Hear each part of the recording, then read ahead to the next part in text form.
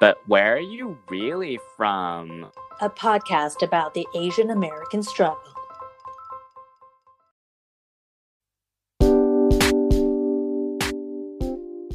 Hey everyone, I'm Angela Lynn. And I'm Jesse Lynn, and welcome back to But Where Are You Really From?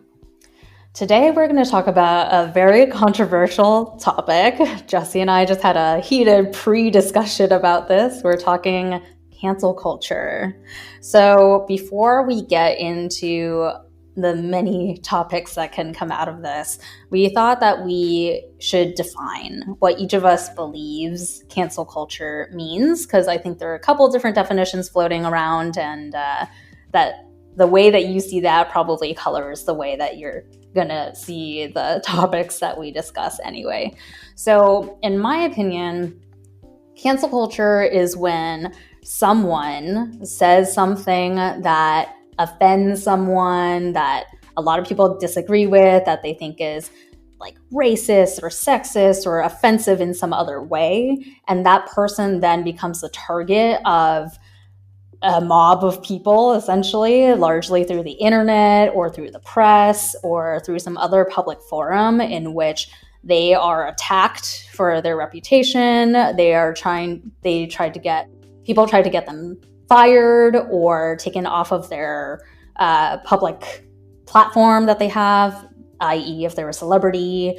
Essentially, they try to kind of ruin their lives as a consequence for what they said that was offensive.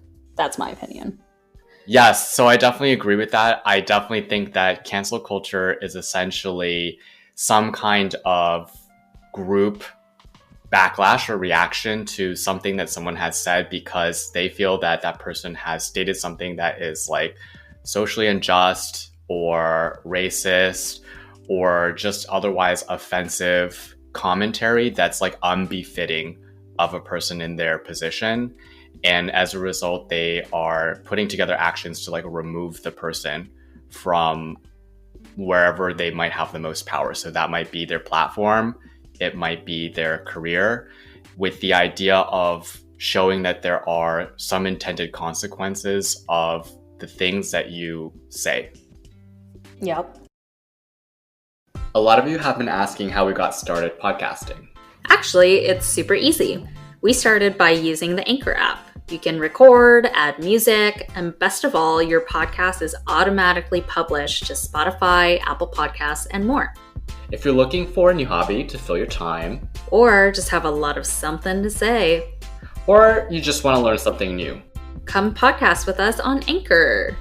Download the free Anchor app or go to anchor.fm to get started.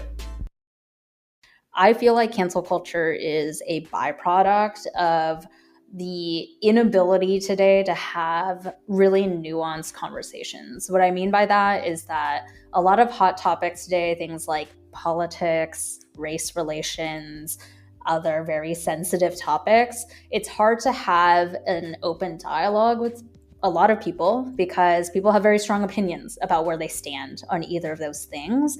And so it's very easy to kind of fall into a like, you're with us or you're against us. Like my side is the one who has the correct opinion. If you say something that's opposite, you're incorrect. From your perspective, I understand it because we should have conversations like this episode that we're recording right now to discuss like how we feel about specific topics, and so that everyone can get a better understanding of where everyone is coming from. But on the flip side, I do understand that there is like a deep history of hurt around some of these sensitive topics, and people don't feel like they should have to have a conversation around things that are like very basic things, like their basic human rights or social justice things. And I can like feel and understand that frustration. Yeah, I agree with you on certain topics. I think I'm guessing which one you're talking about specifically right now, race relations. But a lot of other things like politics, that are not necessarily like your personal history or like, what has happened to you. It's more just like your beliefs. So like those are the kinds of things where I'm like, I don't understand why people aren't willing to have just like a discussion around them. But don't you think politics is personal? Because politics can influence things in your life that are deeply personal. People are very concerned about the woman's right to choice. They're very concerned about where LGBT rights might stand. So I think that the politics piece of it is also very sensitive to a lot of people because they see how the impacts of what a president or congressman or Senate people can do to their lives. And for a lot of people, they'll all be like, why can't you see that? Like, it's very clearly, it's very clearly seen in the news, and you can find out what each person has a vested interest in and how they've previously voted and all that stuff.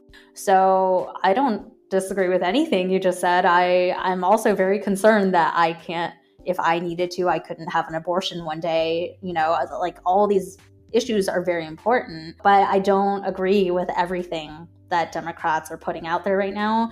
And that's speaking as someone who's voted Democrat the entire time I've been able to vote.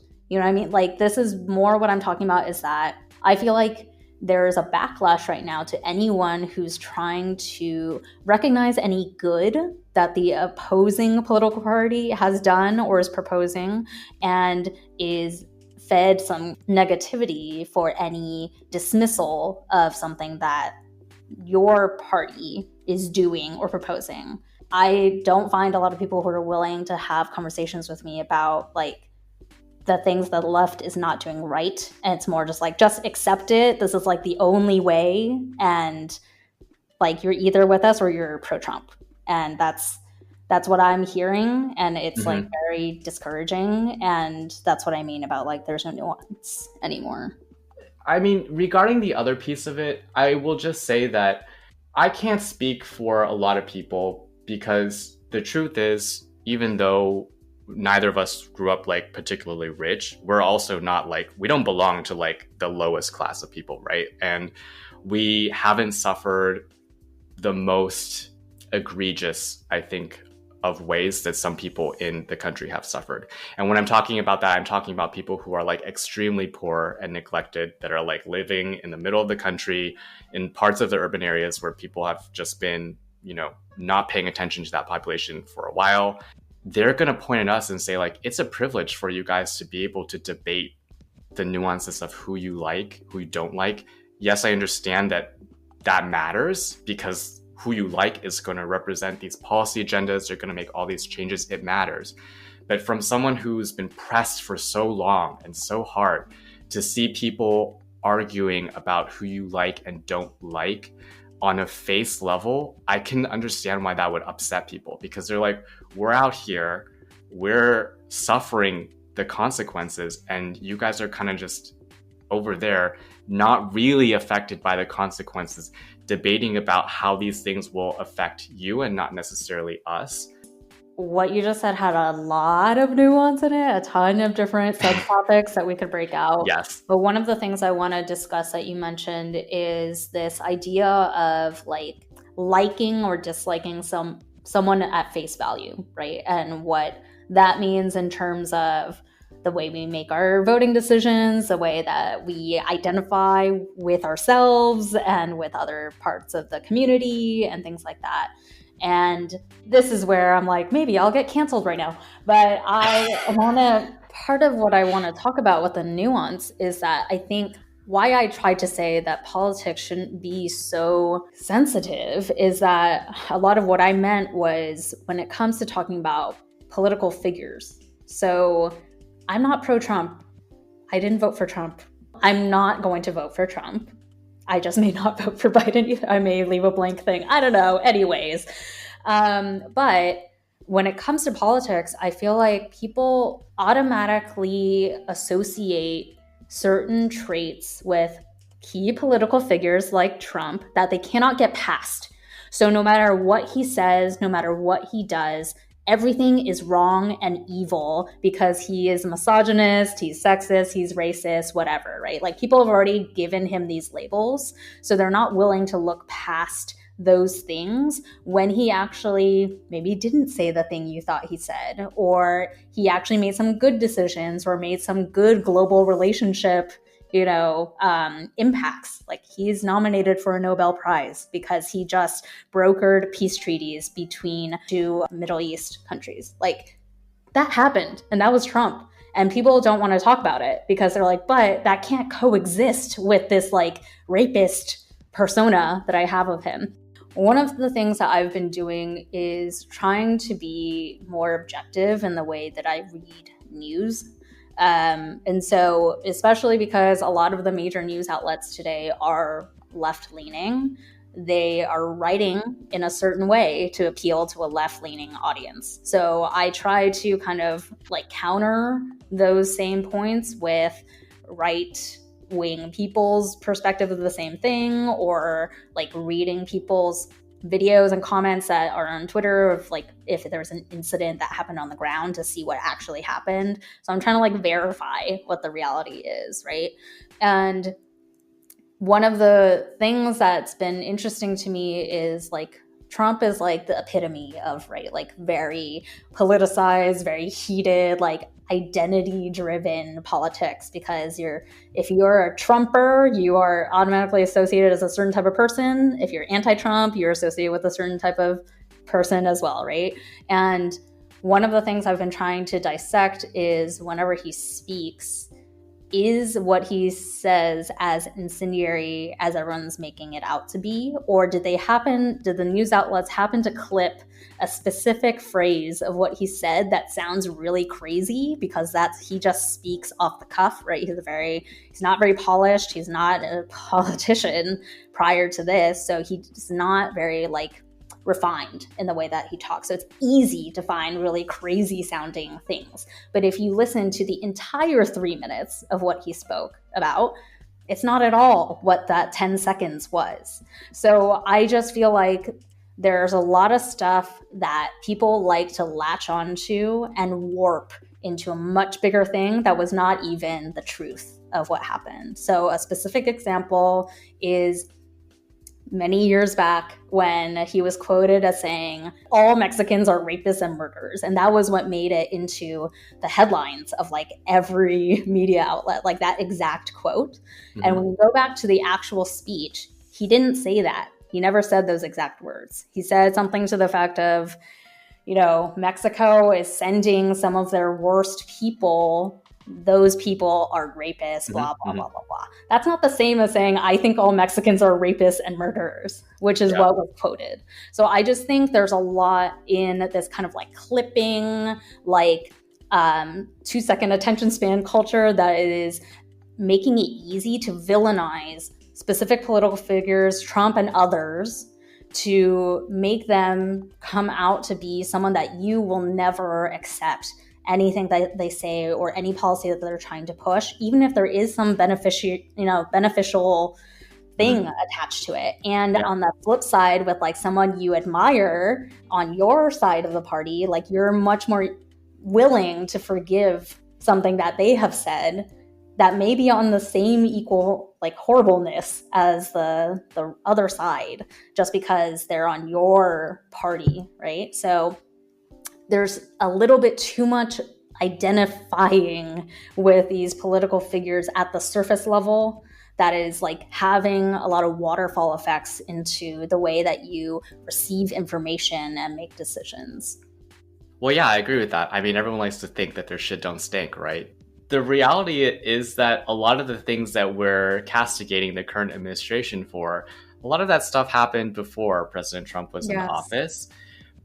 But the thing is that I feel like most people are discounting him out, not necessarily because there aren't good things that he's doing, but that most of the things that he's doing causes people to want to disconnect. So it doesn't necessarily matter that if you're looking at the specific thing he said, I understand what you're saying, that he didn't actually say that those, like everyone coming from Mexico were rapists, drug runners, whatever.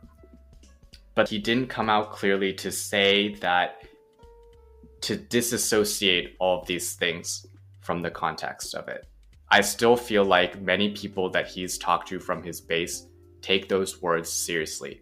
And until that's been disassociated by him, it's still the truth that he's put out. I think that's a problem, to not clarify what your intentions of what you said when you know that people are being impacted by what you said. Yeah.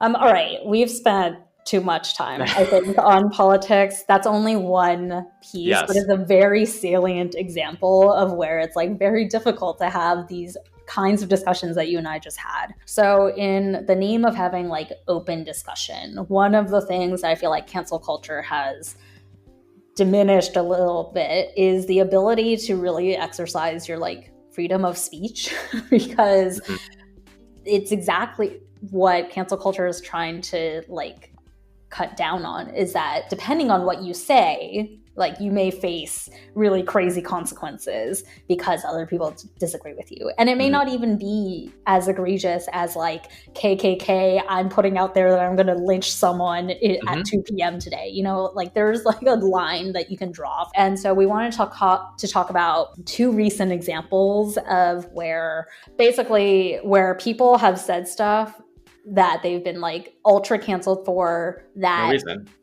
There was no reason to. Yeah. And this is where we're tying it back to our Asian identities because it has to do with the Asian communities. So one of the most recent issues is the USC professor who is giving a lecture on like global languages, like many languages around the world. And he happened to give an example of in Chinese, there's a filler word that is very often used. It's kind of like saying like or over and over to fill the gaps. And one of the ways that phrase is pronounced can sound like the N word. And he said it in his lecture many times because in Chinese, someone might actually say it many, many times in a row because they're just kind of like, they're just like, they're thinking and they say it many times in a row. And the African-American students and other students in his class, a lot of them took offense to that and they called for his removal. He was definitely suspended and then it was like, I think it was pending if he would get removed. Okay. Yeah. I mean, so here I definitely don't agree that this is like a right place where someone should be canceled or face some kind of consequence about it. I mean, like, it's very clearly a different language, and obviously, like, different things in different languages sound like other things in other languages.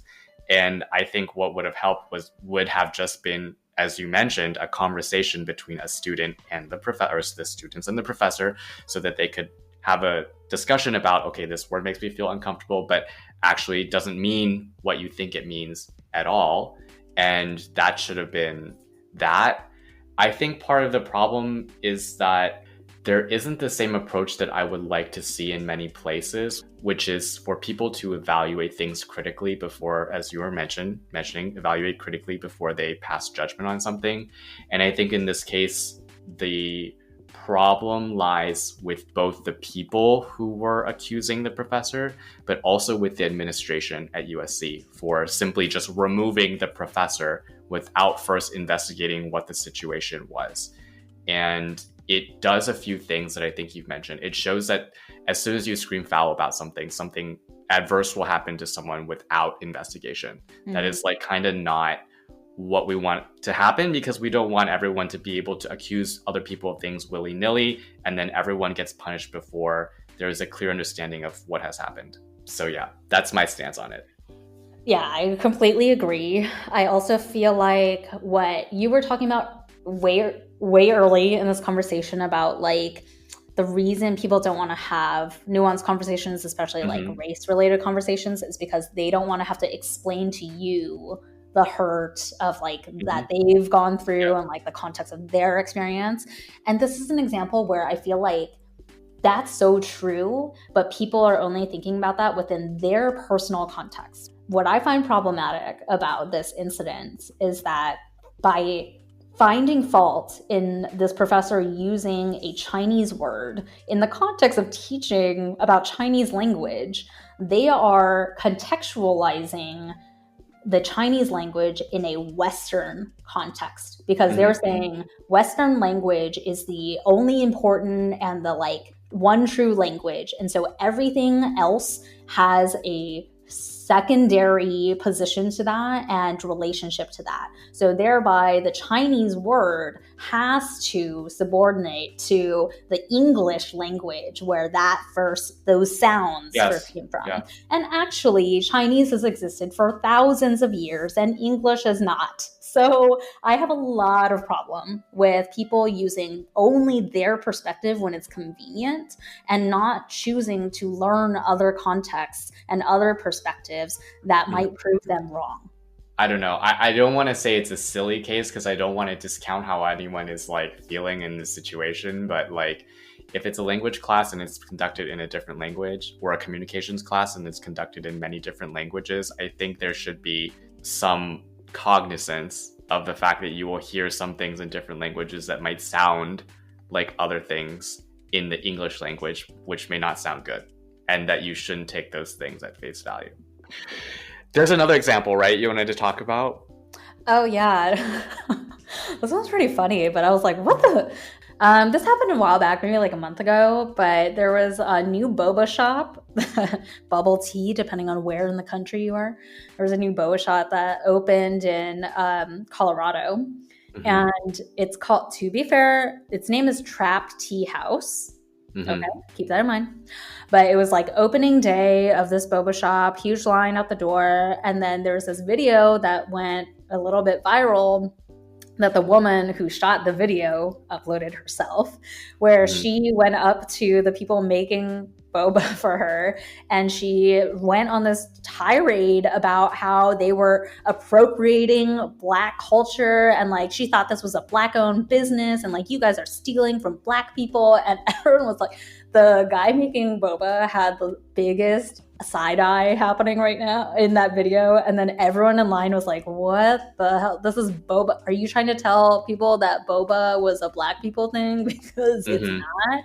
And then there was the customer who happened to be right behind her was Black, and he tried to calm her down and be like, look, I don't know what you're talking about. This is like not cultural appropriation at all. And she called him the C word. And I was like, what the F? What was hilarious is that she then posted it online, and then the Black community and the rest of the internet community in general just like completely trashed on her because they're like, girl, no, this is like not what this was supposed to be about.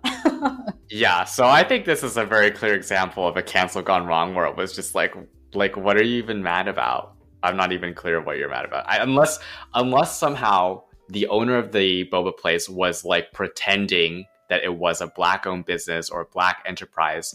But like, if there's no misrepresentation there, like everything that she's saying is false. And the truth is that we blend a lot of different things between cultures all the time. We see tons of people with Asian tattoos all over their Asian character tattoos all over their body. Frickin' Nicki Minaj dressed up like Chun-Li in a music video. FK Twigs. I love her to death. She dropped a music video recently where they were basically doing like wire fu fighting in it. It was beautifully done. I loved it. But that's what I'm saying. Like, there are many of these things where like people take a shine to specific things in different cultures and they really love that. And so they show and they represent that. And there's nothing wrong with that. Yeah. Well, that's going back to nuance in, conversations. I think because it's so heated right now, this race relations topic is so heated right now. Everything is cultural appropriation. There was no such thing as cultural melting pot, which is what America is. Like, we, as the founding of this country and onwards, like, this has always been a country of immigrants coming from different cultures, coming together, making new stuff by mixing together those different cultures and like borrowing from one and making it a different thing, And that's always been something that's like very beautiful. And now all of a sudden, like every single thing is actually just cultural appropriation. And in this particular case, Black people were not happy with her because they're like, I'm sorry, are you trying to claim trap? Is that why you're like trap houses? Is that why you assumed it was a Black owned business and you're trying to claim trap houses for us? News alert, none of us want to claim trap houses to Black culture because that's drug dens and we don't want to be associated with that. Like, why would that be the thing that you are trying to claim for our people? So it was just very problematic. Yeah. I mean, I think these are like very egregious examples of like I don't even want to say it was like well-intentioned thing gone wrong. It was more like these are egregious examples of people immediately having a gut reaction to something where there was nothing to react to. So I'm always glass half full in the sense that like I don't like to think of things super negative. So I don't feel like everything now is cultural appropriation. Are more people pointing the finger and saying that's cultural appropriation when it's not? Yes, I agree with you there. But I don't think that following that, people are being immediately canceled or suffering negative repercussions. Like, as you mentioned in this Trap Tea House example, people are like, well, what are you mad about? Like, nothing. Yeah. So I think most people's it's emboldened some people, right, to be more egregious in how they're like pointing things out that are like nothing, but also like the majority of people still are like have some common sense and wits about them, and they're like, this is not clearly not an example of what you think it is. Well, let's talk about emboldened people. Yes, this is a perfect example. So we also wanted to talk about the fact that everyone has become their own kind of news outlet now, because there's so much, just like your phone can record anything. You can go live in any moment and you can like suddenly become viral and get a ton of people watching your shit if you happen to catch a crazy event that's happening in, at a protest with police, in a boba shop, like whatever you happen to be capturing. And this thing has been such an interesting phenomenon to me, because I feel like there's definitely some pros that come of this. Like, we're catching a lot of really bad behavior that you would otherwise not catch, especially with, police misconduct. And like, because now people are emboldened with their phones to like put people on blast for shit they're doing, there's definitely good that's coming out of this, but I also think there's a lot like bad that's coming out of it. So the boba shop is like a kind of funny example of that, but I think people are just feeling like they want to like catch everyone in the act of like doing something bad, so they're whipping out their phones for like every little thing, and there's just so many consequences to this that I'm like, I don't know if it's good or bad. There's both, but maybe it's like the bad outweighs the good. I don't know. It's hard to say because there's such a huge torrent of things coming at you. I think a lot of people will point to the police misconduct stuff as like a really clear example from both sides, because some people will be like, oh, well, it doesn't capture the full story because you don't see like what happens before. And then other people will be like, well, what's happening in the clip is not appropriate. And this is where I think a lot of people will run the gamut. But from my perspective, a lot of the things that I've seen from a police officer perspective is not appropriate in terms of the use of force. Yeah. Well, the reason why I'm like, I think it might be more bad than good is because I am one of those people that is trying to like piece together what the truth is. And so I see how like crazy things, you can interpret things the wrong way if you only happen to see one certain piece of that story. So like, especially a lot, because there's still a bunch of protests and violent riots happening. Like, yes, I think you and I have had this discussion a lot, but like, yes, most of the protests are peaceful protesters. However, there are also violent rioters that are causing crazy harm to people and property that happen to latch on to these peaceful protests and take it into their own world, right? Yep. And there are people getting killed and raped and like crazy shit happening at these violent portions of these protests. And I've seen a lot of clips where if you happen to only watch one certain angle of like the 10 seconds of a clip, you would definitely say like, oh my God, it was like this person's fault. Then you see a different angle capturing the full 30 seconds and you see that person was being chased with a gun. Prior to that, they were thrown, a Molotov cocktail in their way. Like, they were provoked with violence first and they were acting in self-defense. But if you happen to only watch the second half of that video and that's the only thing you see because you don't care enough to investigate further because you have a 10-second attention span, that's what you believe. And then that has ripple effects of people, telling other people and then like creating these narratives and making it into something that is not the truth. And that's a lot of what's happening right now. And that's very scary to me because then you're just taking something that's totally untrue because you're only seeing a portion of it and you're making that the truth. Yeah, so I think in terms of closing, where we've landed is that it's really important to try and keep an open mind where you think that there is the possibility that like there might be more to discuss, right? Like if there is the opportunity to have a conversation with someone about something, I think that's a good chance and opportunity that you should take, not only to understand the topic that you're trying to discuss further, but also understanding like the other person's perspective on it. I will couch that like from my personal opinion, like this is not going to be the case for everything. Like, for example, for people who are ardently against LGBT rights, I'm not going to have a conversation with you. Like, I don't see the point. And if you don't think my right to exist is my right to exist, I'm not going to talk to you about that. But I think where there are spaces are, for example, when people are questioning certain things about the LGBT community, like why are there so many different identities? Like why do people feel like they need to feel a specific way or not feel a specific way?